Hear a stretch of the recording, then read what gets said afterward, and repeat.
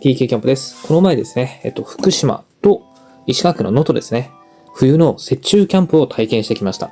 で、今その道具を解体してるんですけど、これでだいたいマイナス5度とか、もしかしたら測ってないんですけど、夜だったらマイナス8度近くまで冷え込んだっていう中で、これでちょっと豆腐キャンプでやりくりしましたっていうギアを紹介していきたいと思います。では行きましょう。この、焚き火台周りですかね。はい。焚き火グッズになってます。固形燃料入ってたりとか、火吹き棒入ってたり、醤油が入ってたりとかですね。コーヒーが入ってたり、あとファイヤーライターが入ってたりとか、この火付けグッズ、焚き火グッズになってます。大体これが使えたんですけど、これが新たのから出てる下敷きみたいなものなんですね。エアマットの保護なんですけど、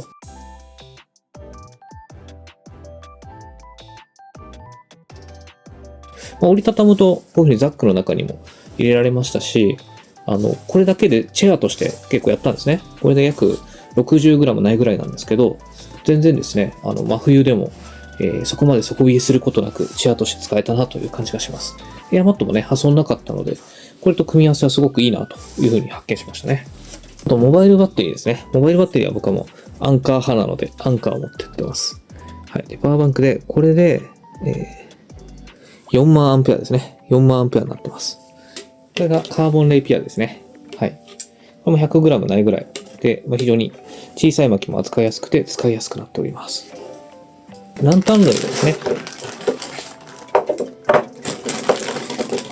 このあたりが、能登の復興支援の限定モデルになってます。こんな感じで、めちゃめちゃ可愛い感じでしたね。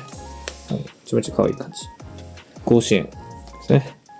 能登と書いてあります。はい。こちらも能登の鍛冶屋さんですね。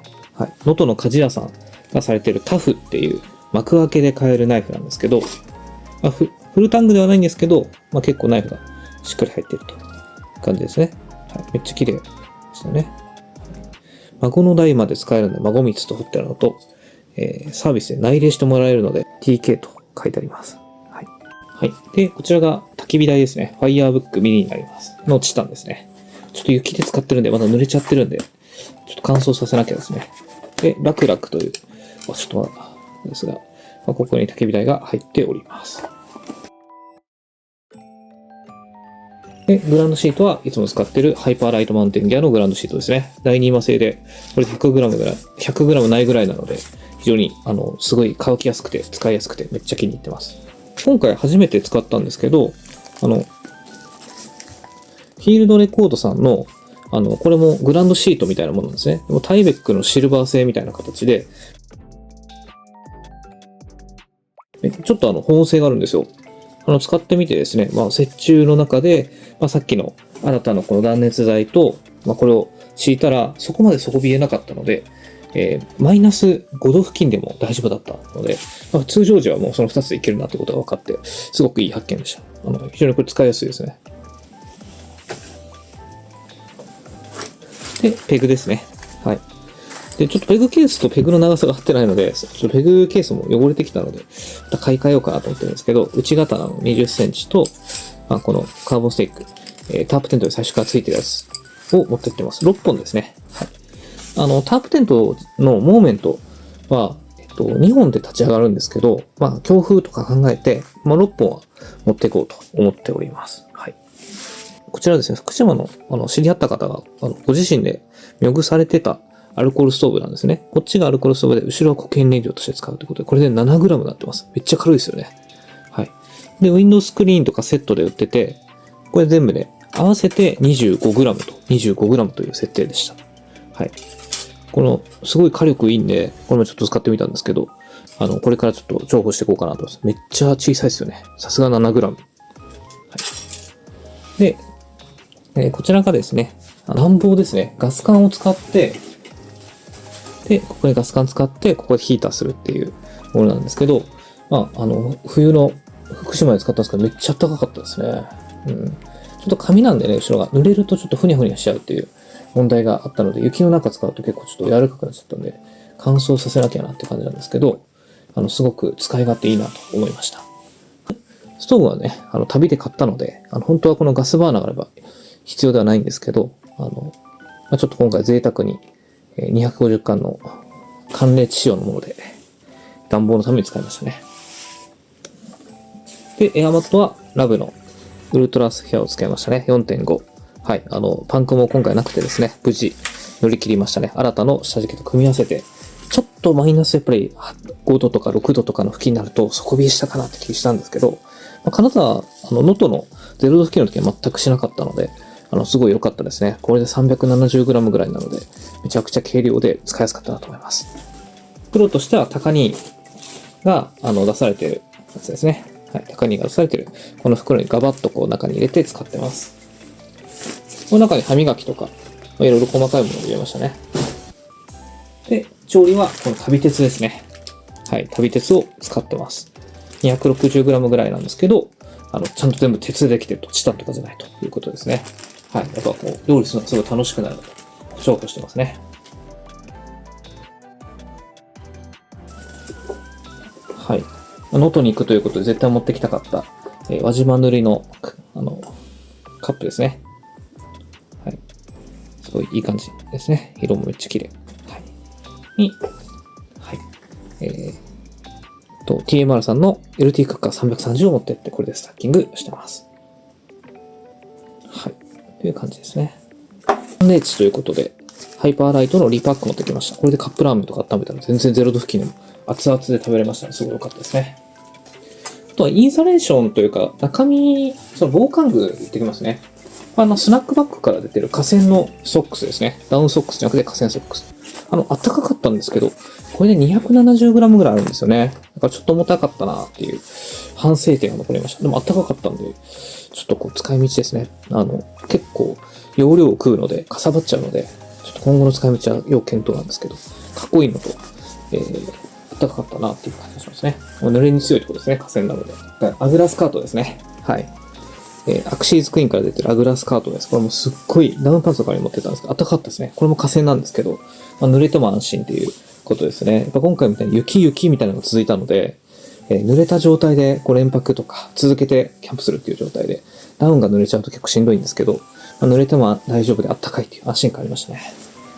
で、帽子はですね、こちらも同じくアクシーズクイーンから出てるですね、山帽子っていうのを使いました。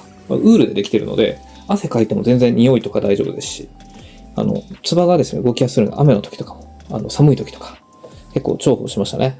動かしやすいんで、個人的になんか旅感、これ被ってるとなんか、金田一耕助みたいな感じですね。昭和の旅をしてる人みたいな感じが出て、個人的にすごい、気に入っているアイテムです。ログさんっていうところと、もう一つのメーカーさんが、ウィークエンドさんっていうところですかね。すいません。ちょっと詳しくわかんないですけど、コラボ商品になってて、ゴミ袋の代わりに持ってきました。はい。ゴミ箱の代わりですね。はい、ちょっと物の中に入れれば、自立するので、ここに結構ガバッとゴミ袋を入れて、ここでも引っ掛けられたりするので、結構、ゴミ袋がちょっとね、目立ちやすいんですけど、スーパーで袋をこのままガサッと入れたりとか、水漏れとかもしづらい構造になっているので、今後はちょっとこれ使っていってますね。エンライトエクイプメントのアウターを持ってきました。これ河川で、めちゃくちゃ軽いですね。やっぱこの濡れに強い河川を選びました。はい。ちょっとね、やっぱ福島は寒かったんで、中にモンベルの、厚手のメリノウールのインナーとかを着て、なんとかっていう感じでしたね。フリース着て、メリノウールのエクスペディションっていうモンベルのインナーがあるんですけど、それめちゃくちゃ暖かかったんでおすすめです。で、河川のアウターを着てという感じでした。OMM ですね。OMM のマウンテンレイド233を使いました。これをシュラフカバー持ってかなくて、これ河川シュラフなので、シュラフカバーなしで、もう一つダウンシュラフを使って重ね着でマイナス5度とか6度を突破しようと。そんな風に考えましたね。で、あったかさっていう考え方は問題なかったんですけど、こいつが結構タイトなんですよね。180センチ僕あるんですけど、180センチの人ギリギリだと思うんですよ。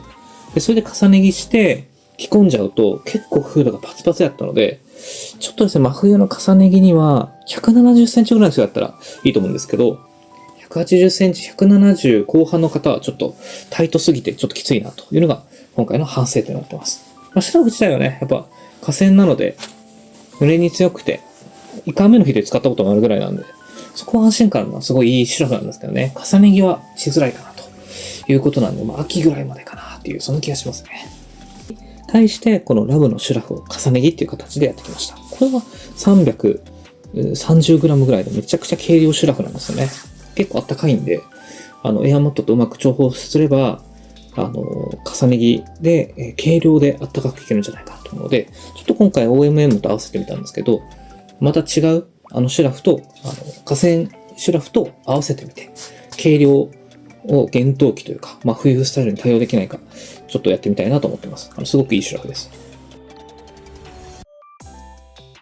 しか使わなかったですけど、フェザーソーですね。ノコギリです。これも 100g ないぐらい。あとテントはタープテントのいつものものを使ってます。